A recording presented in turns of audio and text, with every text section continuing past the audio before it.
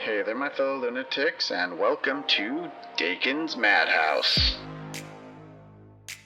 Schedule 1 has got to be the most unique cozy game I have ever played. Oh, you don't think it's a cozy game? Tell me, what do you do in cozy games? You garden, you cook, you build relationships with your neighbors, and you decorate your home.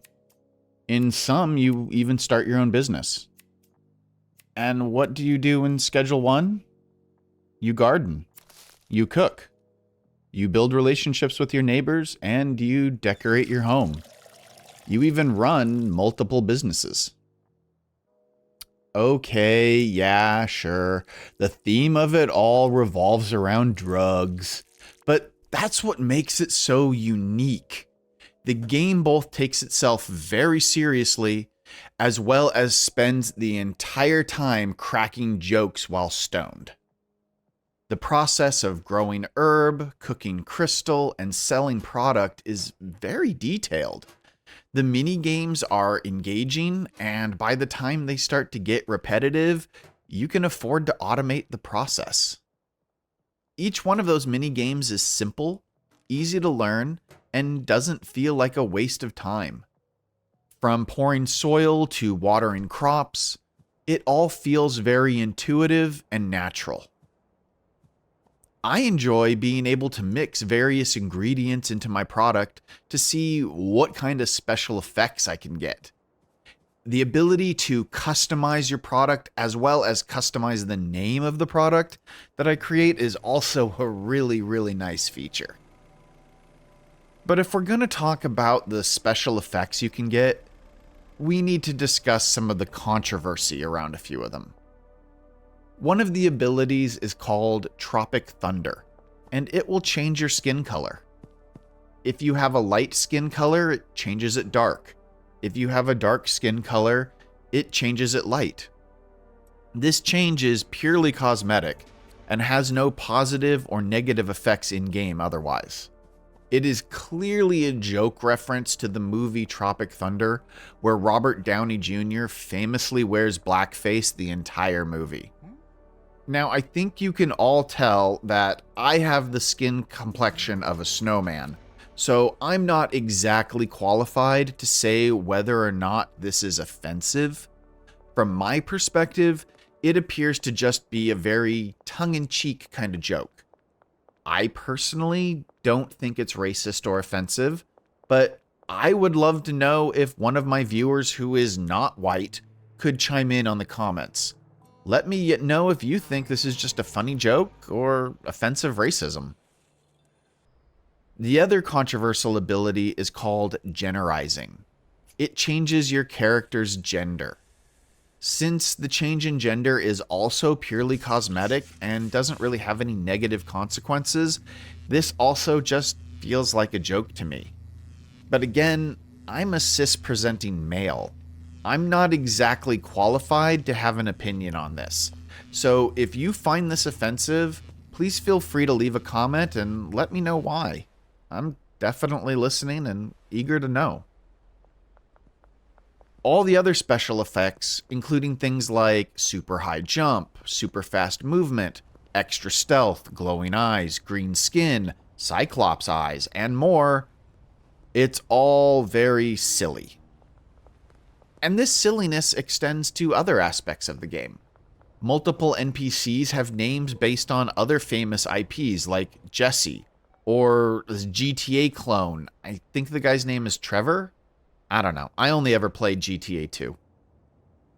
There's cool graffiti, chemist NPCs are dressed like they're in Breaking Bad, and there are other random Easter eggs scattered all over the map.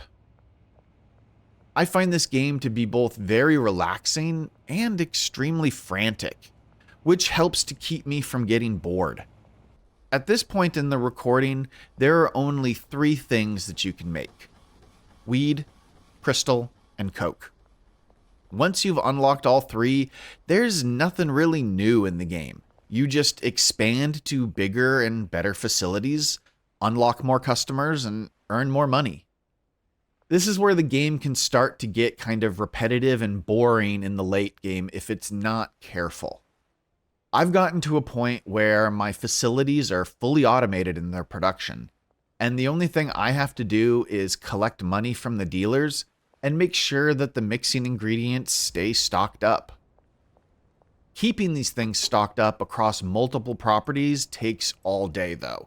I often feel like I can't keep up with the amount of things that I need to get done in a single day. This frantic need to ensure everything is operating definitely helps to stave off the boredom that comes with repetitive gameplay. And based on the dev streams that I've watched, it looks like we can expect more to come as the game continues early access development. Police raids, DEA, and more diverse products will help to increase the longevity of this game, and I'm looking forward to it. I feel like it might be less frantic if I played multiplayer with friends rather than solo. This definitely feels like a game that runs a little more smoothly with several players. Each one can control a facility, and that makes management much easier to deal with.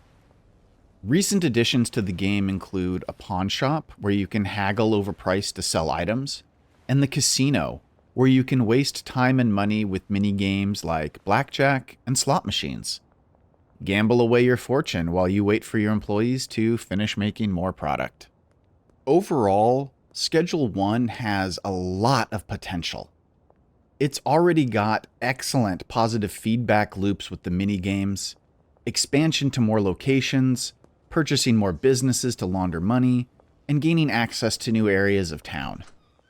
As long as it continues to expand with more variety of products, more mini-games, and other challenges, this game has the ability to definitely become a classic.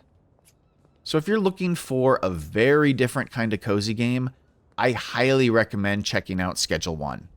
It's already a very fun game, and as long as things like drug paraphernalia and inappropriate humor don't offend you, I believe you will enjoy this game as much as I do. I hope you enjoyed this review, and if you want to see more reviews, just be sure to hit that like button, subscribe if you haven't already, and if you really want to support the channel, consider becoming a member. I hope you all have a wonderful day. Stay happy, stay healthy, stay crazy.